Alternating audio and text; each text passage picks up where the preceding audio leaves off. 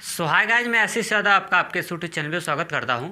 दोस्तों, अगर आप क्लास 12th यानी 12वीं कक्षा की अगर आप तैयारी करते हैं तो आप बिल्कुल सही स्थान पे हैं। तो चलिए मैं आपको बता दूं, क्लास किसका है। तो क्लास आपका किसका, मैथ का है। और यहाँ पे हम आपको डेली कुछ ना कुछ फैक्ट बताते रहते हैं और आज भी मैं आपको बताने वाला हूँ। इसलिए आपसे रिक्वेस्ट है कि वीडियो को पूरा कहाँ तक, एंड तक देखिएगा और इससे आपको बेनिफिट ज़्यादा से ज़्यादा मिल सके। मैं आपको बता दूं कि मैं फंक्शन के बारे में बता रहा था, फंक्शन क्या होता है इसके बारे में भी बताया था। कल के वीडियो में बताया था कि टाइप्स ऑफ मैपिंग कितने टाइप से हम लोग कराते हैं, फंक्शन का मैपिंग कितने टाइप से कराते हैं। ठीक है, उन सारे के सारे 8 टाइप के होते हैं। इन टाइपों के बारे में बताया था। मैंने पहले आपको बताया था कि आच्छादक फलन क्या होते हैं, फिर उसके बाद अंतःक्षेपी क्या होते हैं, एकाकी फलन क्या होते हैं, फिर उसके बाद बहु एकाकी फलन क्या होते हैं, फिर उसके बाद मैं आपको बताया था कि एकाकी आच्छादक फलन क्या होते हैं, फिर उसके बाद बताया था कि एकाकी अंतःक्षेपी क्या होते हैं, फिर उसके बाद बताया था कि मैं आपको बताया था कि बहु एकाकी आच्छादक क्या होते हैं, बहु एकाकी अंतःक्षेपी फलन क्या होते हैं। ये 8 टाइप के फंक्शन के बारे में हम लोग जिक्र किए थे, क्लियर। और उसके बाद कल मैं आपको ये भी बताया था कि डोमेन क्या होते हैं, रेंज क्या होते हैं, को डोमेन क्या होते हैं, मतलब परिसर, उसके बाद प्रांत प्रांत, ये सब क्या होते हैं, पूरा डिटेल और डीपली से बताया था। अगर वो पीछे का वीडियो नहीं देखे होंगे तो आज का वीडियो थोड़ा सा आपको क्रिएट करेगा प्रॉब्लम, लेकिन आपसे रिक्वेस्ट है कि पहले उसको देख के फिर इसको देख लीजिए जिससे कि यार पूरा अच्छे से समझ आ जाएगा ना। मेरा पर्पज़ ये है, जैसे अगर नहीं समझ आएगा तो फिर उसमें नानू करोगे ना, अरे यार क्या कैसे कैसे बताते हैं, समझ नहीं आता है। तो ये छुटकारा हो जाएगा। मेरे सामने होते तो फिर भाई तो कोई दिक्कत नहीं। अब कि हम शक्ल देख के बता लेते, जब अब मुंह सिकोड़ते तो मैं पकड़ लेता कि भाई समझ नहीं आ रहा है। लेकिन अब वो बाहर हो तो पता नहीं क्या सिकोड़ रहे हो ना चलिए मैं आपको बताता हूँ कि इसकी हेडिंग हम लोग पढ़ेंगे। आपको हेडिंग लगवाया था आच्छादक फलन। क्या आच्छादक फलन? आपको कॉन्सेप्ट मैं क्यों बता रहा हूँ, बेस क्यों करा रहा हूँ, क्योंकि जब क्वेश्चन पेपर में मिलेगा ना भाई साहब, तो बेस कॉन्सेप्ट नहीं क्लियर रहेगा ना, तो फिर उसके बाद हालत ख़राब हो जाएगी वहाँ पे आप लोगों की। ठीक है, इसलिए मैं आपको बताता हूँ आच्छादक फलन। बड़े क्लास की पढ़ाई क्वेश्चन पे नहीं, कॉन्सेप्ट पे होती है। और आच्छादक फलन को हम लोग बोलते हैं क्या, ऑनटू मैपिंग। हम लोग मैपिंग ही पढ़ तो रहे हैं, मैपिंग ही देख रहे हैं, ऑनटू मैपिंग। और या फिर इसको हम लोग बोलते हैं क्या, सर्जेक्टिव मैपिंग। दोनों चीज़ एक ही है। तो चलिए इसकी पहले परिभाषा लिखते हैं। लिखिए फलन F such that A attend to B. फलन है वो ए से बी की ओर क्या कर रहा है, अग्रसर कर रहा है ना।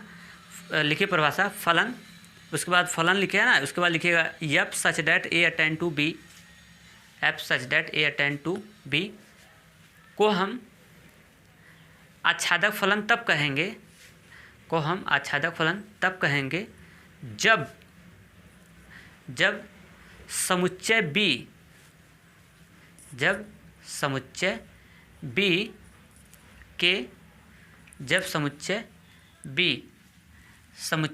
जो लिखे हैं ना, इसको बोल सकते हैं समुच्चय बी, क्वेश्चन में लिख लेना सह डोमेन। समुच्चय बी क्वेश्चन में लिख लेना क्या, सह डोमेन। जब समुच्चय बी के प्रत्येक अवयव समुच्चय ए जो समुच्चय ए लिखे हैं ना, वहाँ पे लिख देना डोमेन। समुच्चय ए जो लिखे हैं क्वेश्चन में लिख लेना डोमेन। अभी समझा दूंगा, टेंशन मत लेना। क्या आपने लिखा कि समुच्चय बी के प्रत्येक अवयव समुच्चय ए के किसी न किसी अवयव के, समुच्चय ए के किसी न किसी अवयव के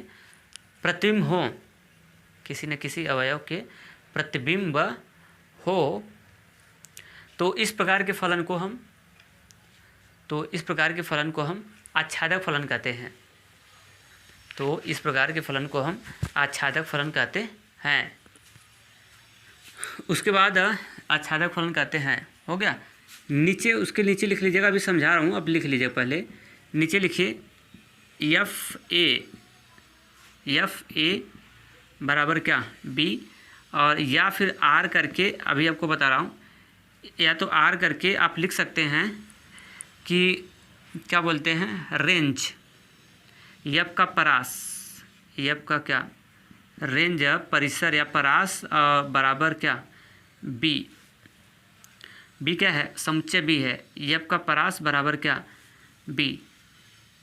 और या फिर आर करके चाहे तो इसे भी कर सकते हैं क्या, सहप्रांत बराबर एफ का क्या, परास। सहप्रांत बराबर एफ का क्या, परास, और बराबर बी। बी क्या है, बी नाम का सेट है। ये सारे के सारे चीज़ एक ही है और इम्पोर्टेंट भी है सारे के सारे चीज़। ये लिख लो तो अर्थात करके ये चीज़ लिख लो, अभी समझा रहा हूँ। अभी इसको लिख लीजिए, मैं बता रहा हूँ, पहले तो लिखते लीजिए। लिख लिए होंगे, मैं आपको समझाता हूँ। क्या लिख दिया भाई, ये एफ ए बराबर बी लिख दिया, फिर एफ का परास लिख दिया। परास का बोले तो क्या, परिसर। फिर उसके बाद लिख दिया कि सहप्रांत बराबर एफ का परास बराबर क्या, बी। अब इसका मतलब क्या हो गया, पहले मैं आपको समझाता हूँ। हाँ, इसके द्वारा, किसके, बाय एग्जाम्पल के द्वारा। पहले मैं इसको हटा दूँ, तब उसके बाद समझाने में सुविधा होगी। देखिए ये कहता क्या है, आच्छादक फलन ऑनटू मैपिंग होता क्या है। ऑनटू मैपिंग कहता है कि अगर एक सेट होगा ए, एक सेट होगा क्या, बी। ए आपस में फलन है, ए आपस में क्या है, फलन है। यदि बी नाम का जो सेट है उसके सभी अवयव का संबंध किससे हो, ए नाम के सेट से हो। मेरी बात समझो फिर से। उसको हम आच्छादक फलन की पहचान कैसे करेंगे, या फिर आच्छादक फलन आप पहचानोगे कैसे कि आच्छादक है कि नहीं है। इसकी पहचान ये होता है एकदम सिंपल तरीके, एकदम टूटी फूटी लैंग्वेज में जिसको बोलते हैं, घटिया लैंग्वेज में आपको समझाता हूँ, बुकी लैंग्वेज में नहीं, एकदम मतलब समझ। पहले इस लैंग्वेज में समझो कि एक सेट ए होगा, एक सेट बी होगा, तो सेट समुच्चय जो होगा ए और बी होगा, इसके सभी अवयव, समुच्चय बी में जो भी अवयव होंगे उनका संबंध ना समुच्चय ए में जितने अवयव हैं उनसे हो। मतलब यानी समुच्चय बी के सभी अवयव का अगर संबंध समुच्चय बी के अवयव से है तो ऐसे समुच्चय को हम लोग बोलते हैं, और सॉरी ऐसे फलन को हम लोग बोलते हैं कि आच्छादक फलन। आच्छादक फलन में यानी बी नाम का जो सेट होगा उसका एक भी अवयव खाली नहीं जाएगा। कल मैं मैपिंग बता रहा था, कल की वीडियो में देखिएगा, मैं आपको बताया था, तो उसमें देखे होंगे कि बी के कुछ अवयव खाली भी चले जा रहे थे। बी नाम का जो सेट था उसके कुछ अवयव खाली चले जा रहे थे, लेकिन ए का कोई भी अवयव खाली नहीं जाना चाहिए। किस लिए नहीं जाना चाहिए, क्योंकि ए अगर मैपिंग आपको, क्योंकि अगर फलन आपको अगर बनाना है तो फलन की कंडीशन क्या होती है कि पहला जो सेट होता है उसके सभी अवयवों का प्रतिबिंब दूसरे में होना चाहिए ना, ये फलन की कंडीशन होती है। तो ए का तो खाली नहीं जाता था, पीछे वाले में देखे होंगे, लेकिन बी के जो एलिमेंट होते उसमें से कुछ खाली हो जाता था। लेकिन जब हम लोग इस फलन पे आते हैं आच्छादक फलन में, तो ये कहता है कि अगर समुच्चय बी के सभी अवयव समुच्चय ए के समुच्चय बी के सभी अवयव समुच्चय ए के अवयवों के साथ अगर अटैच हैं तो ऐसे समुच्चय को हम लोग आच्छादक फलन कहते हैं। अब जैसे भाई एग्जाम्पल के द्वारा अगर मैं समझाऊं तो ये और ही आपके लिए क्या होगा, बेनिफिट होगा। तो चलिए मैं आपको एग्जाम्पल के द्वारा समझाता हूँ इसका। अच्छा देखिए, दो एग्जाम्पल मैंने लगा दिया, आपका समय ना खराब हो इसकी वजह से। पहला एग्जाम्पल ये हो गया, दूसरा का एग्जाम्पल ये हो गया। लिखेंगे कैसे मैं आपको बता रहा हूँ। जो आपने लिखा है ना उसके नीचे एग्जाम्पल लिखेंगे, पहले समझ लीजिए फिर लिखना, फिर उसके बाद दूसरा का नंबर डाल के इसको लिखवाऊंगा। पहले इसको समझ लीजिए। मैं आपको क्या समझाना चाह रहा हूँ कि ये उदाहरण जो है वो आच्छादक फलन का है। फिर पूछेंगे कैसे, मैं आपको बता रहा हूँ। देखिए आच्छादक फलन की पहले, अच्छा बताइए पहले ये फलन है या नहीं है। फलन, पहले फलन है कि नहीं है, पहले आपको ये तो पकड़ना होगा ये फलन है कि नहीं है। फलन होगा तब ना उसके अंदर आच्छादक फलन आएगा। ये देखिए फलन है, क्योंकि फलन की कंडीशन ये होती है कि जो पहला सेट होता है उसके सभी अवयव का संबंध दूसरे के वाले सेट से बनना चाहिए। देखिए यक्स, इसमें क्या है, 1 2 4 ठो अवयव हैं, 5 ठो हैं, पाँचों का संबंध देखिए यक्स का संबंध x1 x2 x3 x4 x5 पाँचों लोग का संबंध बना है, लेकिन एक एक आदमी से बनना चाहिए ना। यही होता है फलन की कंडीशन कि पहला जो सेट है इसके अवयव का संबंध दूसरे वाले सेट से बनना चाहिए, लेकिन एक एक अवयव का संबंध बी से बनना चाहिए ना। तो ये फलन तो है, ये फलन है, लेकिन एक हमको इसमें देखना आच्छादक है कि नहीं है। तो आच्छादक की ये होती है कि बी नाम का जो सेट होगा उसके अंदर जो अवयव होंगे सभी अवयव अगर इससे बने हैं पहले वाले सेट से तो एक ही होगा। एक को अगर बी का एक भी अवयव छूटा नहीं है तो एकाएकी होगा। अरे सॉरी माफ़ करिएगा, आच्छादक फलन होगा। तो बी में है y1 y2 y3 y4। देखिए ये सारे के सारे अवयव जो हैं ए नाम के सेट से बने हैं। बने होने को ही हम लोग बोलते हैं प्रतिबिंब। क्या होता? प्रतिबिंब। तो देखिए ना, ये सारे के सारे ए नाम के सेट से बने हुए हैं ना। y भी बधा हुआ है किससे? x1 से, और y2 भी बधा हुआ है किससे? x2 से बधा हुआ है, x3 से, y3 भी बधा हुआ है किससे? x5 से, और उसके बाद जो y4 है वो भी बधा हुआ है किससे? x4 से। इसके वजह से ये हो गया आपका फलन, एक आच्छादक फलन हो गया। इसको हम लोग बोलते हैं क्या? आंटू। स्पष्ट। तो आंटू की पहचान समझ सकते हैं। आंटू की पहचान ये होती है कि उसके अंदर जितने, यानी दूसरे समुच्चय के अंदर जितने भी अवयव होना चाहिए, सभी अवयव जो ए नाम का सेट है उससे बधा अगर होगा तो ऐसे फलन को हम लोग क्या बोलेंगे? आंटू फलन बोलते हैं या फिर आच्छादक फलन बोलते हैं। अब देखिए यहाँ से एक चीज़ मैं आपको बताता हूँ।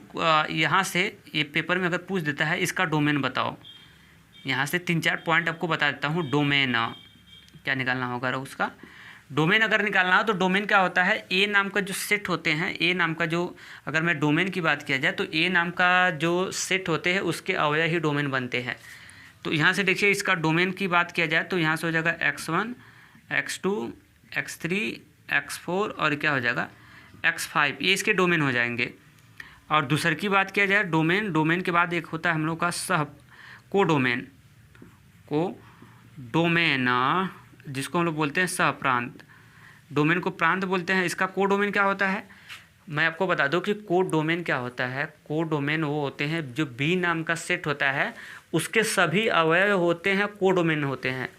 तो बी नाम का जो सेट है उसके सभी अवयव कोडोमेन होते हैं, यानी y1 y2 y3 y4 बस y4 तक ही है ना, बस 2 हो गया। और एक तीसरी चीज़ होती है डोमेन, कोडोमेन, और उसके बाद हो गया आपका क्या? रेंज। क्या? रेंज जिसको बोलते हैं परिसर या फिर परास भी बोलते हैं। परास या परिसर वही बात है। रेंज क्या होता है मैं आपको बता रहा हूँ, क्लियर। रेंज क्या होता है? रेंज में बी नाम का अवयव आता है। रेंज में कौन आता है? रेंज का काम बी नाम का जो सेट होता है उसके अवयव करते हैं। लेकिन रेंज में बी नाम के जो अवयव हैं सभी बी के अवयव रेंज का काम नहीं करते हैं। बी का केवल वही अवयव रेंज का काम करता है जो ए नाम के सेट के अवयव से बना हुआ है। जो ए नाम का सेट है उसके अवयव से बी नाम के सेट ना, बी नाम का जो सेट है उसके जो अवयव ए नाम के सेट के अवयव से बने हैं ना, वही हमारा किसका काम करते हैं? रेंज का काम करते हैं। तो यहाँ पे तो सभी बने हैं, तो यानी सभी रेंज का काम कर देंगे। y1 y2 y3 और क्या? y4। क्लियर। अब बात करते हैं, एक और हो गया डोमेन, कोडोमेन, रेंज। ये सारे के सारे हो गए, यही आपको बताना था, डोमेन, कोडोमेन और क्या? रेंज। तो आप देखिए ना, आपको मैं एक चीज़ समझा रहा हूँ, क्या सीखा यहाँ से? कुछ सीख लो। Domain y1 y2 y3 y4, clear. y1 y2 y3 y4। परास y1 y2 y3 y4। और बी नाम का जो समुच्चय है भाई साहब, वो भी क्या है? बी नाम का जो समुच्चय है वो भी क्या है? y1 y2 y3 और क्या? y4। बी नाम के समुच्चय में भी यही है, y1 y2 y3 y4। तो यहाँ से सीखा कि अगर होगा कंडीशन किसका? आंटू मैपिंग का या फिर आच्छादक फलन का होगा तो इसका क्या क्या बराबर आएगा? इसका कोडोमेन, इसका रेंज और बी नाम का जो सेट होंगे अवयव, ये तीन के तीनों आपस में क्या होंगे? इक्वल आते हैं। यही मैं आपको लिखाया था, क्या? एफ ए बराबर क्या? बी। और इसी को मैं बोला था क्या? परास बराबर बी। इसी को मैं बोला था क्या? इसी को और बोला था कोडोमेन, सहप्रांत। इसी को बोला था मैं क्या? कोडोमेन बराबर मैं लिखा था क्या? बी लिखा था, है ना। शायद ये नहीं लिखा था मैं, ये ए लिखा था, ये लिखा था। मैं यहाँ पे लिख देता हूँ, यहाँ पे मैं ये लिखा था कि परास, ऐसे लिखा था। परास बराबर, परास को इंग्लिश में क्या बोलते हैं? रेंज ना, रेंज बराबर कोडोमेन, कोडोमेन को बोलते हो सहप्रांत, सहप्रांत या कोडोमेन एक ही चीज़ होता है। सहप्रांत बराबर बी ऐसे करके लिखा था ना, यही मैं लिखा था कि अगर आच्छादक फलन होता है तो उसका परास, उसका सहप्रांत और उस बी नाम का जो सेट होते हैं वो सभी एक ही चीज़ आना स्टार्ट हो जाते हैं। केवल आच्छादक फलन की बात कर रहा हूँ। किसका? एफ ए जो लिखा था ना, एफ ए का मतलब क्या होता है? परास। एफ ए का मतलब यहाँ पे सेंस किससे है? वो रेंज को बता रहा है कि रेंज जो है बराबर हो गया किसके? बी नाम का जो सेट है उसके अवयव के बराबर हो गया। तो देख नहीं रहा, यही चीज़ है ना, यहाँ पे देखा ना, कोडोमेन जो होगा y1 y2 y3 y4 आ गया, और इसका जो परास हो गया रेंज हो गया y1 y2 y3 y4 आ गया, और उसके बाद बी नाम का जो है सेट वो तो y1 y2 y3 y3 y और क्या है y4 है। क्लियर? तो इसका डोमेन, नो डोमेन नहीं, कोडोमेन, रेंज, और उसके बाद कोडोमेन, रेंज और बी नाम का सेट इक्वल हो गए। तो ये वाला फार्मूला बहुत ही इम्पॉर्टेंट है। क्या? जो मैं लिखवाया हूँ, यहाँ से स्टार मरवा दूंगा, भी टेंशन मत लेना, लिखवाया हुआ हूँ। तो अच्छा देखिए, हाँ, तो पहला ए एग्जाम्पल देखो आप कैसे करेंगे। आप कैसे करेंगे? जो परिभाषा लिखा है उसके बाद एक एग्जाम्पल लिखिएगा। परिभाषा के बाद ये सब तो लिखे ही है ना, परास, रेंज, सहप्रांत तो लिखवाया हूँ। फिर उसके बाद एग्जाम्पल लिखेंगे, एग्जाम्पल में ए लिखेंगे, और उसके बाद अब फिर उसके बाद ये लिखने के बाद आप पहले इसके नीचे लिख लीजिएगा डोमेन, कोडोमेन, और इसके बाद क्या? परास। ये तीनों निकाल लीजिएगा, लिख लीजिएगा। ए बी नाम का सेट का कोई लिखने की आवश्यकता नहीं है इसको, बस ये 3 ठो लिख लीजिएगा यहाँ से, 3 ठो, ये इम्पॉर्टेंट है। इतना होने के बाद नीचे, इतना हो गया ना, नीचे इसके लिख लीजिएगा यह आच्छादक फलन होगा। नीचे लिख लीजिए यह आच्छादक फलन होगा, क्योंकि समुच्चय बी के सभी अवयवों का,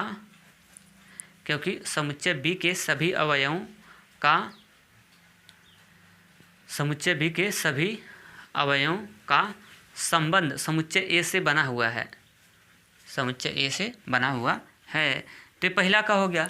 अब मैं इसको पहले को हटाता हूँ। अब दूसरा का उदाहरण देख लेते हैं। पहला तो फाइनल, अब दूसरा का उदाहरण देख लेते हैं। वो भी एकदम मज़ेदार वाला ही है। देखिए, जो दूसरा का उदाहरण है, अब मैं ये सब हटा देता हूँ। ये देखिए, इसमें जो फलन की जगह है जी का काम कर रहा है। फलन का काम कौन कर रहा है? जी कर रहा है। एफ लिख देते हैं। ये बता रहा है कि इसका मैं नाम लेता हूँ ए, इसका नाम रख लिया क्या? बी। ये बता रहा है कि ए से बी में एक फलन दिया गया है, उसको जी नाम का जो सेट है फलन है उसको क्या किया हुआ है? बांधा हुआ है। इसको आप ऐसे लिख सकते हैं, G such that A attend to क्या? बी। मतलब ए से बी में एक फलन है जिसको बांधने का काम कौन कर रहा है? जी कर रहा है। क्लियर? तो यहाँ से देखिए, अब इसको चेक करते हैं कि ये एकाकी है, अरे सॉरी, आच्छादक है कि नहीं है। आच्छादक चेक करना है तो बी नाम का जो सेट होगा उसके सभी अवयव ए नाम के सेट से बने होना चाहिए। अगर बनेगा तो आच्छादक होगा, अगर नहीं बना होगा तो आच्छादक नहीं होगा, है ना, आच्छादक फलन। तो देखिए, बी में क्या है? ए है, बी है, सी है, तो सभी अवयव तो बने हुए हैं ना, किससे? ए नाम के सेट से। देख नहीं रहा, बने हुए हैं। ये B1 से बना हुआ है, B2 से बना हुआ है, B3 से बना हुआ है, और उसके बाद C4 से बना हुआ है। तो इसका अगर इसकी मैं बात किया जाए, रेंज निकालना चाहते हैं, उसके नीचे जगह नहीं है तो मैं यहाँ पे कर देता हूँ। उसके नीचे लिख लीजिएगा, अगर आपको उसको रेंज निकालना है, रेंज का मतलब होता है परिसर। अगर इसका रेंज निकालना है तो रेंज क्या होता है? बी नाम का जो सेट है, बी नाम का, पहले चलो स्टार्ट कर, इसको डोमेन बोलते हैं। तो इसका डोमेन जो प्रांत जो होता है, ए नाम के सेट होते हैं वो प्रांत होते हैं 1 2 और कितना 3, और इसका 4 हो जाएगा। और उसके बाद दूसरा का होता है सहप्रांत, और जिसको आप बोलते हैं क्या? कोडोमेन। कोडोमेन में कौन होता है? बी नाम का जो सेट होता है उसके सारे के सारे अवयव जो होते हैं कोडोमेन होते हैं, ए, बी और क्या? सी। और बात करते हैं तीसर की, वो रेंज। किसकी बात करते हैं? रेंज, जिसको परिसर बोलते हैं, परिसर या फिर परास, और इंग्लिश से तो इसका होता है रेंज। रेंज क्या होता है? रेंज में बी नाम के जो सेट हैं उसके अवयव रेंज का काम करते हैं, लेकिन सभी अवयव नहीं, वही अवयव जो ए नाम के सेट से बने होते हैं। ए नाम का जो सेट है जो उसके अवयव से बने होते हैं, बी के जो अवयव वही रेंज का काम करते हैं। तो हम देख रहे हैं तो बी के सभी अवयव बन गए हैं। जो सभी अवयव बन गए तो सभी रेंज का काम करेंगे, ए बी सी। तो देखो फिर आ गया ना, तो वही तो बताया, इसका सह प्रांत और उसके बाद परिसर दोनों इक्वल हो गए, ए बी सी। और किसके इक्वल आ रहा है, जो बी नाम का सेट है उसके क्या होते हैं, बराबर आते हैं। तो यही चीज़ लिखवाया था। तो मेरे ख्याल से अब इसमें कोई कमी नहीं रही होगी। क्लियर। तो ये चित्र बना के दूसरा का एग्जाम्पल ले करके इसका ये लिख लीजिएगा और नीचे लिख लीजिए, ये लिख लीजिए, यह एक का नीचे लिख लीजिए इन सब के बाद, यह एक क्या बोलते हैं आच्छादक फलन है, क्योंकि यह एक आच्छादक फलन है क्योंकि समुच्चय बी के सभी अवयव समुच्चय ए के प्रतिबिंब हैं। क्योंकि समुच्चय बी के सभी अवयव समुच्चय ए के प्रतिबिंब हैं। या फिर जो मैं लिखवा था उसमें कि रिलेशन में है, संबंध में है, वो भी बात कर सकते हैं। क्लियर। तो मेरे ख्याल से इसमें एक चीज़ हो गया फाइनल। अब स्टार लगा लीजिए, एक बहुत ही इंपॉर्टेंट चीज़ बता रहा हूँ, स्टार लगा लीजिए। अब कौन सा इंपॉर्टेंट चीज़ बता रहा हूँ वही मैं लिखने जा रहा हूँ। क्या, फिर एक बार लिख देता हूँ कि साहब इसका जो परास होता है, जिसको हम लोग बोलते हैं क्या, रेंज ना, वो आता है, परास जो होता है वो बराबर होता है किसके, कोडोमेन के, बोले तो किसके, सह प्रांत के। ये सवाल को हल करने में बहुत मदद करेगा। सह प्रांत, जिसको हम लोग बोलते हैं क्या, कोडोमेन, क्या बोलते हैं, कोडोमेन के। ये बात बहुत इंपॉर्टेंट है, स्टार में इसको आप कैच कर लीजिएगा। किसके लिए ये इम्पोर्टेंट है, ये ओनली किस पे काम करेगा, आच्छादक पे। अगर फलन आच्छादक होगा, आच्छादक, कोई पूछेगा कि किस फलन का जो डोमेन होता है सह प्रांत परिसर बराबर होता है, तो आप बताएंगे कि आच्छादक फलन का जो डोमेन होता है, रेंज और कोडोमेन दोनों आपस में क्या आते हैं, इक्वल आते हैं। ठीक है, इस सवाल को हल करने में मदद करेगा। जब सवाल अंदर चलेंगे एक्सरसाइज में तो वहाँ पे बोलता है कि सिद्ध करिए कि दिया गया जो ये डेटा है या फिर फलन है आच्छादक है। तो आच्छादक फलन है होगा, तो ऐसे में तो वहाँ पे हम लोग यही सिद्ध करते हैं, उसको हम लोग उसके रेंज और कोडोमेन को दोनों को क्या कर देते हैं, बराबर कर देते हैं ना, सिद्ध करने के लिए। अगर दोनों बराबर हो गया तो इसका मतलब आच्छादक है, क्योंकि आच्छादक में ही तो दोनों बराबर आते हैं। तो मेरे ख्याल से ये पूरा आपका एकदम पूरा फाइनल कर दिया। अब अगला हेडिंग मैं इसको हटा रहा हूँ ना। अब अगला हेडिंग हम लोग डालेंगे क्या, आच्छादक हो गया, और उसके बाद अंतःक्षेपी फलन, दूसरका की बात किया जाए, अंतःक्षेपी फलन, जिसको हम लोग बोलते हैं क्या, ऑनटू मैपिंग, अंतःक्षेपी फलन। अगला हेडिंग हम लोग डाल लेते हैं। दूसरका नंबर की बात किया जाए यहाँ से, अंतःक्षेपी फलन,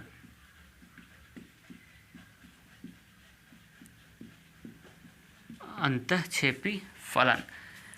चलिए अब इसकी परिभाषा लिख लेते हैं। लिखिए लिखिए, फलन, फलन एफ अटेंड टू, इसकी पहले परिभाषा लिख लो फिर समझा दूंगा, टेंशन मत लेना। फलन F such that A attend to B को, ए अटेंड टू बी को हम, ए अटेंड टू बी को हम अंतःक्षेपी फलन, अंतःक्षेपी फलन तब कहेंगे, अंतःक्षेपी फलन तब कहेंगे जब समुच्चय बी में, जब समुच्चय बी में कम से कम एक अवयव ऐसा हो। लिखिए परिभाषा, जब समुच्चय बी में कम से कम एक अवयव ऐसा हो जिसका प्रतिबिंब, जिसका प्रतिबिंब समुच्चय ए का कोई भी अवयव ना हो, जिसका प्रतिबिंब समुच्चय ए का कोई भी अवयव ना हो, कोई भी अवयव ना हो, तो इस प्रकार के फलन को, तो इस प्रकार के फलन को अंतःक्षेपी फलन कहते हैं, अंतःक्षेपी फलन कहते हैं। क्लियर। नीचे लिख लीजिए, अर्थात, अभी समझा रहा हूँ टेंशन मत लेना, अर्थात F A subset of B, या आर करके ये लिख लेना कि परिसर, परिसर, परिसर सबसेट ऑफ बी, परिसर सबसेट ऑफ क्या, बी, और या फिर आर करके इसी को ऐसे लिख सकते हैं आप, परिसर सबसेट। आप सबसेट का मतलब समझते हैं ना, उपसमुच्चय, सबसेट, परिसर सबसेट आप क्या, सहप्रांत। सहप्रांत को हम लोग क्या बोलते हैं, कोडोमेन। और परिसर को थोड़ा इधर लिख देता हूँ, परिसर को हम लोग बोलते हैं इधर परिसर को हम लोग बोलते हैं क्या पता है, डोमेन ना। रेंज, क्या, रेंज। अर्थात में करके ये कंडीशन लिख लेना। अब मैं आपको समझा रहा हूँ, अर्थात में करके लिख लेना। मैं इस कंडीशन को मैं आपको क्या कर रहा हूँ, समझा रहा हूँ। अच्छा, अब इसको मैं समझा रहा हूँ। अब इसका मतलब क्या हुआ, अब बता रहा हूँ आपको ना।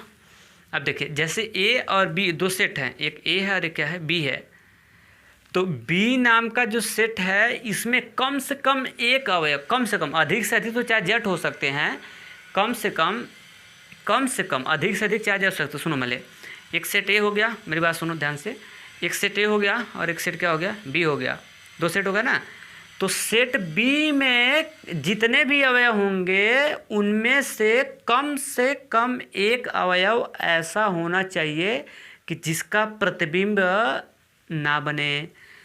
मतलब ऐसे समझाओ कि समुच्चय बी में कम से कम एक ठो अवयव ऐसा होना चाहिए जिसका संबंध नहीं बनना चाहिए, किससे, ए नाम के सेट के अवयव से। एक बेचारा संबंध ना बनाए, चुपचाप रहे, बकिया सब लोग बनाए, कम से कम एक ठो। और अधिक से अधिक तो चाहे 2 4 10 लोग ना बनाए, उनकी इच्छा है, लेकिन कम से कम एक समुच्चय बी का कम से कम एक अवयव, कम से कम एक ठो अवयव ऐसा होना चाहिए जो संबंध ना बनाए। अब बकिया 10 लोग भी नहीं बनाना चाहते तो नहीं बनाए, कोई दिक्कत नहीं, लेकिन कम से कम एक लोगों को नहीं बनाना है। अगर एक अवयव नहीं बनाएगा संबंध किससे, बी नाम के सेट से, क्लियर। तो ऐसे ही संबंध को हम लोग बोलते हैं कौन सा, अंतःक्षेपी फलन, जिसको हम लोग बोलते हैं क्या, इनटू मैपिंग। तो मेरे ख्याल से इनटू मैपिंग क्या होता है ये तो अच्छे से क्लियर हो गया होगा। अब बाई एग्जाम्पल के द्वारा अगर हम लोग देखें तो और ज़्यादा स्पष्ट होगा। और ये जो ये सब लिख लिया है ना तामझाम, ये तामझाम आपका काम करेगा, और बाई एग्जाम्पल के द्वारा हम आपको समझाते हैं ना, तो और ज़्यादा अच्छे से क्या होगा, स्पष्ट हो जाएगा। अब इस पर ये तो कर लिया, उसके नीचे आप लिखेंगे क्या, एग्जाम्पल। तो चलिए साथियों, देखिए उदाहरण लग गया, और किसका, इनटू का हम लोग पढ़ रहे हैं ना, इनटू मैपिंग। इनटू का मतलब तो आप समझ ही गए होंगे, क्या, अंतःक्षेपी फलन, ठीक है। ये देखिए, ये अंतःक्षेपी फलन का उदाहरण कैसे पहचानेंगे, पहले पहचानो कि पहले ये यहाँ से हुआ है, पहले पहचानो कि ये फलन है या नहीं है। फलन है, क्योंकि ये जब फलन की पहचान कैसे करते हैं, जब ए नाम का सेट है उसके सभी अवयव जाके बी से जुड़े हुए हैं तब वो फलन हो जाएगा। फलन में भी अगर आपको एक है कि ये आपको इनटू मैपिंग अगर चेक करना है, अंतःक्षेपी फलन, तो इसकी यही कंडीशन होती है कि जो दूसरका नाम का सेट है, बी नाम का सेट है, उसमें कम से कम एक अवयव संबंध ना बनाए, किससे, ए से। तो ऐसे अगर संबंध होगा तो ऐसे संबंध को, ऐसे फलन को हम लोग क्या बोलते हैं, ये ऑनटू मैपिंग बोलते हैं। मतलब कम से कम एक फलन का, मतलब बी नाम का जो सेट है उसमें कम से कम एक अवयव का प्रतिबिंब अगर नहीं बनता है ए के साथ, तो वो आपका होगा क्या, इनटू। अब इसमें देखिए 5 अवयव थे ना, ए B1 B2 B3 B4 B5 था, उसमें तो B1 का इमेज नहीं बना हुआ है। किसका, B1 का संबंध किसी के साथ नहीं है। A1 ना तो है, ना तो A2 के साथ है, ना तो A3 के साथ है, ना तो किसके साथ है, A4 के साथ है। कोई ये तो नहीं कहेगा सर ये जाके ढुसुम से लड़ा तो है इसमें। अरे भाई साहब, ये लड़ा नहीं है, ये बता रहा है कि जी नाम का एक क्या है, एक फलन है जो ए को बी से क्या हुआ, कनेक्ट किया हुआ है, क्लियर। तो इसमें देखिए ये बी नाम का जो अवयव है B1, उसका प्रतिबिंब नहीं बना हुआ है, बाकी सभी का बना हुआ है।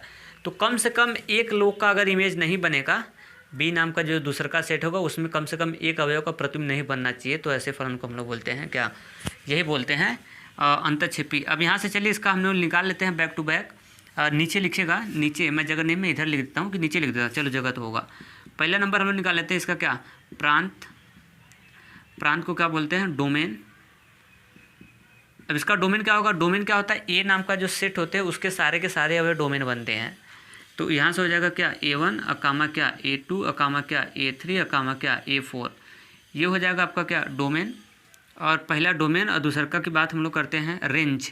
और डोमेन कोडोमेन मतलब सह प्रांत, इसको हम लोग क्या बोलते हैं, कोडोमेन। कोडोमेन क्या होता है, सहप्रांत में क्या होता है, बी नाम के सारे अवयव जो होते हैं वो सहप्रांत का काम करते हैं, बी के सभी अवयव। तो यानी B1 चाहे वो रिलेशन में रहे या न रहे, B1 B2 B3 and B4 and B4 और B4 लिख गया हूँ, और ये B5, ये सारे के सारे अवयव हमारे किसका काम करेंगे, ये हो जाएंगे सहप्रांत। क्लियर।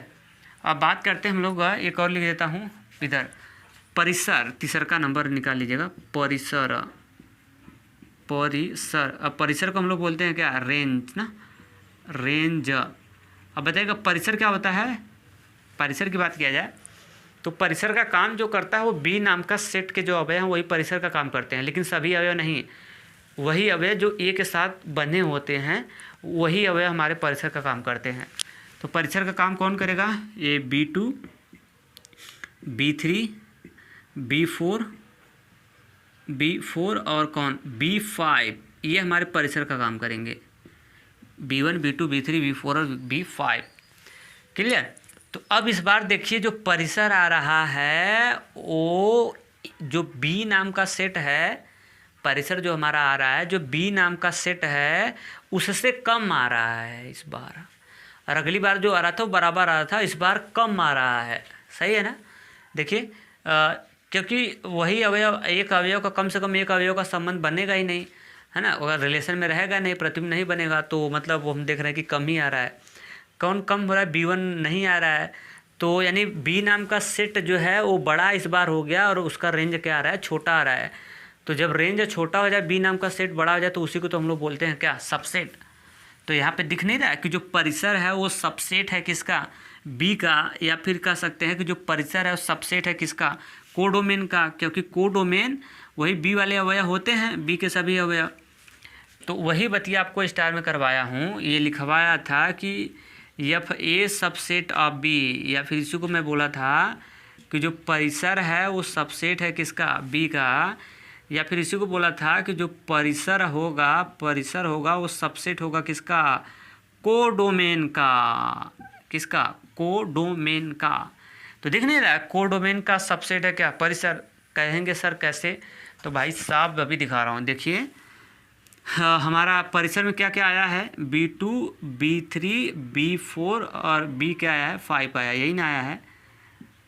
और सबसेट आप किसका, जो सहप्रांत में क्या आया है, सहप्रांत में इतना आया है, B1 B2 B3 B4 और उसके बाद क्या, B5 B4 B3 B2, ये 2 है, B1 है। तो दिख नहीं रहा है कि ये है। तो बताओ इसका जो ये डेटवा है क्या इसका सबसेट ये नहीं है क्या, दिख रहा है ना। सबसेट का मतलब अगर उससे वैल्यू कम होगा तो उसका सबसेट बना लेगा, ऐसे समझ जाओ। तो यही बात लिखवाया हूँ, ये चीज़ अब इसका महत्व समझ में आ गया होगा क्या ये चीज़ है। क्लियर।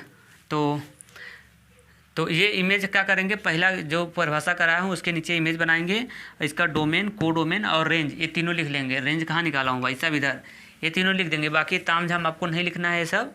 क्लियर। और दूसरा का एग्जाम्पल में केवल मैं आपको समझा देता हूँ, लिखना उतना है नहीं। देखिए इसमें क्या है, हाँ नहीं लिखना है यार, लिखना है, काम की चीज़ है। दूसरा का एग्जाम्पल, ये भी एग्जाम्पल अच्छा ही है। A1 A2 A3 A4 ए नाम का जो सेट है इसके अंदर 1 2 3 4 अवयव हैं, B नाम के सेट है इसके अंदर 5 अवयव हैं।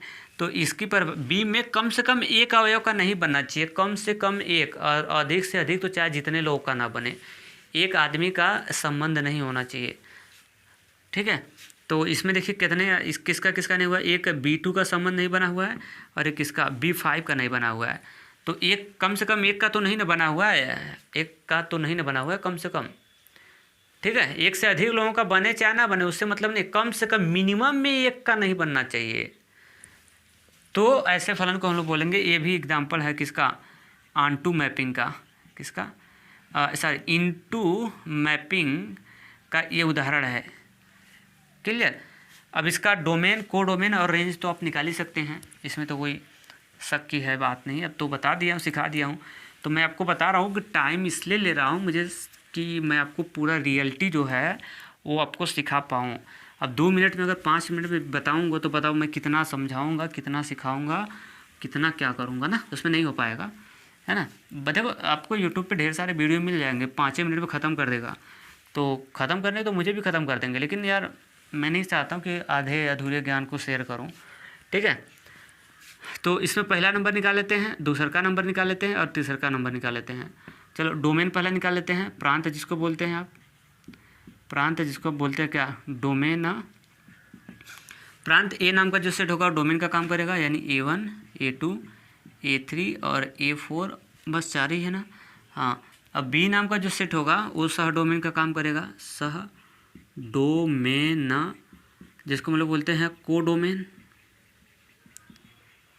और ये होगा कोडोमेन में बी के सभी अवयव आ जाते हैं, यहाँ से हो जाएगा B1 कामा B2 कामा B3 और इसके बाद हो जाएगा B4 और उसके बाद आ जाएगा आपका कितना B5। और उसके बाद ये होता है क्या, परिसर, परिसर जिसको हम लोग बोलते हैं क्या, रेंज। तो रेंज में बी के सभी अवयव नहीं आते हैं, बी के केवल वही अवयव आएंगे जो संबंध बनाए हैं किससे, ए से। तो कौन कौन संबंध बनाया है, एक B1 बनाया है, एक B3 बनाया है, एक B4 बनाया है। तो यहाँ से हो जाएगा B1 B और B3 और उसके बाद क्या B4 हो जाएगा। तो दिख नहीं रहा जो रेंज है हमारा, वो रेंज जो आ रहा है वो सबसेट है किसका, ये इसका सह डोमेन का। मतलब दिख रहे हैं ना कि जो ये डेटा है उसके अंदर आ जाएगा, क्योंकि इसके अंदर B1 B3 B4 है, तो B1 B2 B3 B4 तो है, 11 में पढ़े थे ना सबसेट के बारे में, तो वही चीज़ लिखवाया हूँ। या फिर मैं कह सकता हूँ कि जो रेंज है वो कोडोमेन का सबसेट है, या फिर रेंज जो है वो बी नाम का जो सेट है उसका सबसेट है, क्योंकि भाई जो सब डोमेन है तो बी नाम का सेटवा तो ही सब डोमेन बनता है। क्लियर। तो ये सब हो गया होगा, एग्जाम्पल दूसरा का ये डाल के लिख लेना, और मेरे ख्याल से आपको अच्छे से क्लियर हुआ होगा। हाँ, ये लिखना चाहते हैं तो लिख सकते हैं, चलो कोई दिक्कत नहीं है, उसी के अंदर एग्जाम्पल के अंदर, तो उसी के एग्जाम्पल के अंदर कराऊँ ना। तो अगर मेरे ख्याल से आपको बढ़िया लगा होगा वीडियो, तो अच्छा लगा होगा तो अपना फीडबैक आप मुझे ज़रूर दीजिएगा। तो चलते हैं, सो आज के लिए इतना ही, थैंक्स।